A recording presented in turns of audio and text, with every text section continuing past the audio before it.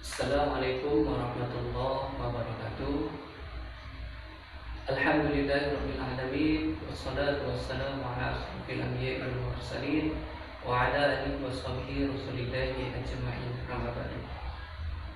Puji syukur kehadirat Allah Subhanahu wa taala yang mana pada siang hari ini kita masih diberikan nikmat kesehatan, kesempatan sehingga kita bisa berkumpul di rumah kediaman Ibu Usna yang sangat berbahagia ini. Sebelumnya saya ucapkan terima kasih banyak kepada ibu-ibu yang telah meluangkan waktunya untuk hadir dalam pertemuan kelompok setiap bulannya. Baiklah ibu-ibu,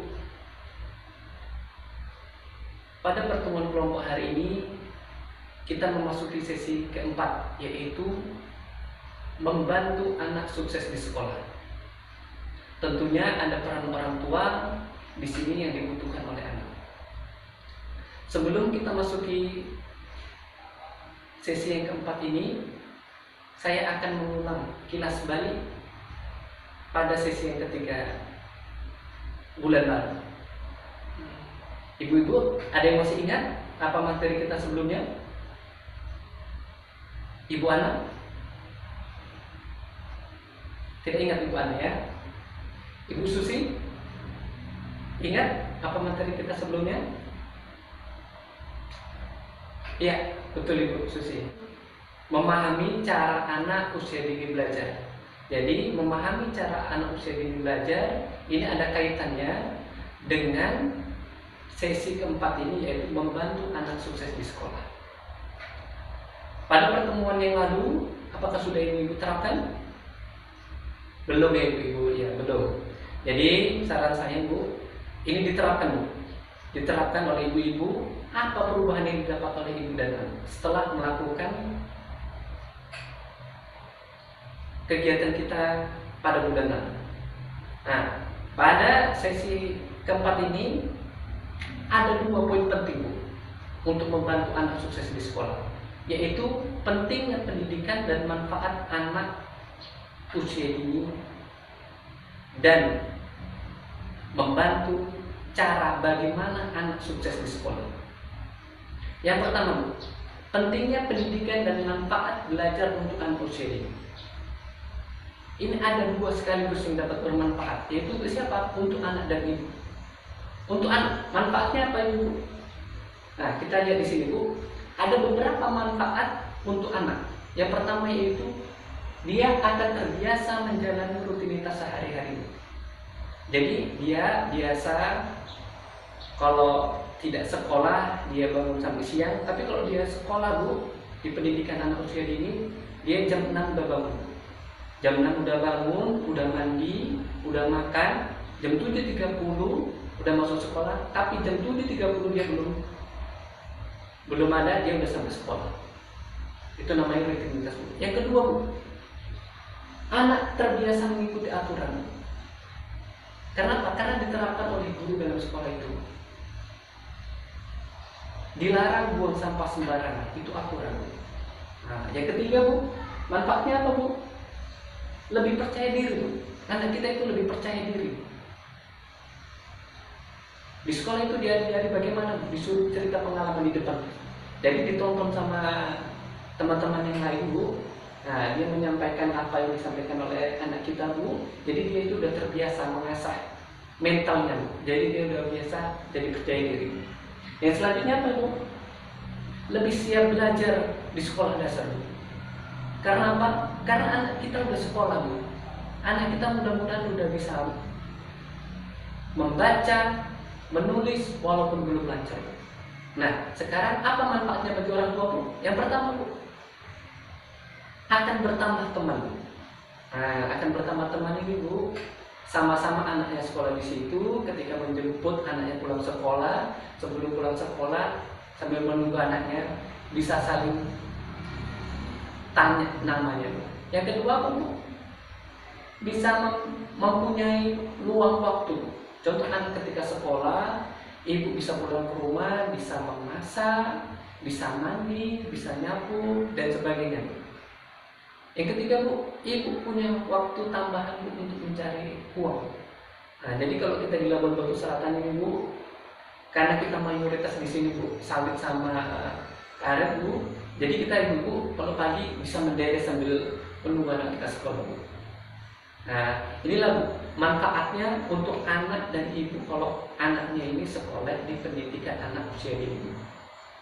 Lalu poin yang kedua apa Bu? Poin yang kedua apa Bu? Ya, poin yang kedua ini Bu,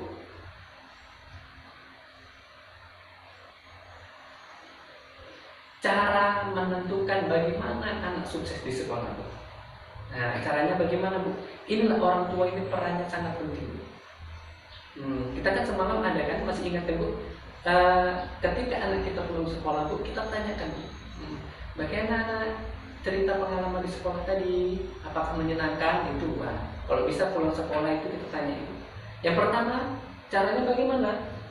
Bertanya tentang perasaan dan pengalaman anak di sekolah. Nah, perasaan dan pengalaman anak di sekolah Bu. Pengalamannya bagaimana? Perasaannya bagaimana? Apakah sedih atau senang? Jadi kita perlu tanya sama anak kita ketika kita pulang sekolah.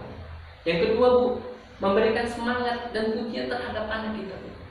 Jadi kita puji anak itu Bu, senang kalau kita puji. Wih, pandainya anakku ya Allah, katanya. Udah bisa memasak, udah bisa menyerap mainan. Nah, kita itu sayangnya anak mama, kita puji. Nah, yang ketiga Bu, bantu anak menyelesaikan tugas sekolah. Ini poinnya Bu, bantu ya Bu, jangan menyelesaikan Bu. Artinya membantu Bu, kita kasih tahu bagaimana caranya tambah-tambah itu. Tapi kita jangan menyelesaikannya, kita bantu Bu. Yang selanjutnya apa Bu? Membuat jadwal kegiatan setelah pulang sekolah Bu. Nah, setelah pulang sekolah Bu, kita biasakan membuat jadwal. Jadi kalau anak pulang jam 10 Bu, sampai rumah kan agak istirahat sejenak Bu.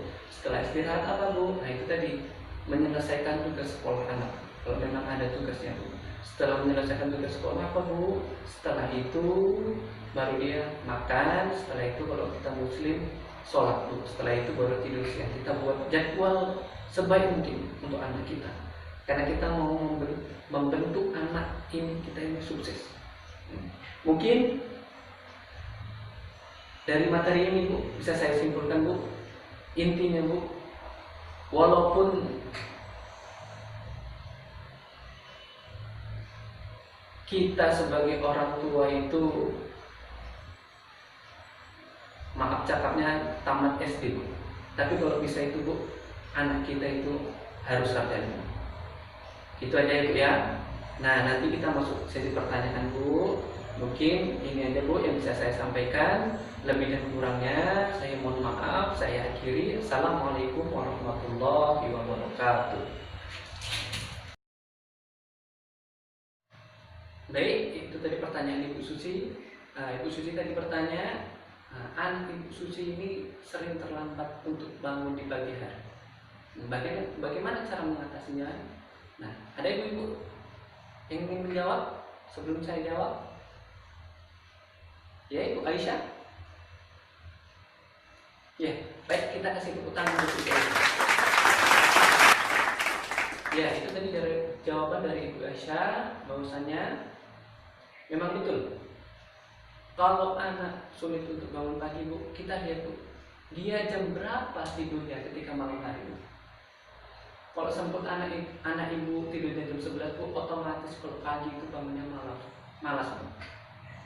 Nah, jadi kalau kita biasakan anak itu tidur di awal waktu Bu, setelah sholat isya kita biasanya jam-jam 9 anak kita udah tidur Bu. Biasanya kalau pagi itu Bu, jam-jam 5 udah bangun, ikut kita untuk sholat subuh. Jadi begitu solusinya Bu ya. Anak ibu biasakan tidur cepat Bu, biar kalau pagi bangunnya dia itu cepat Bu, lebih fresh ya, karena tidak baik Bu anak dibiasakan untuk begadang. Mungkin itu saja ya Bu ya materinya ya yang bisa saya sampaikan pada hari ini. Lebih dan kurangnya saya mohon maaf, saya akhiri. Assalamualaikum warahmatullahi wabarakatuh.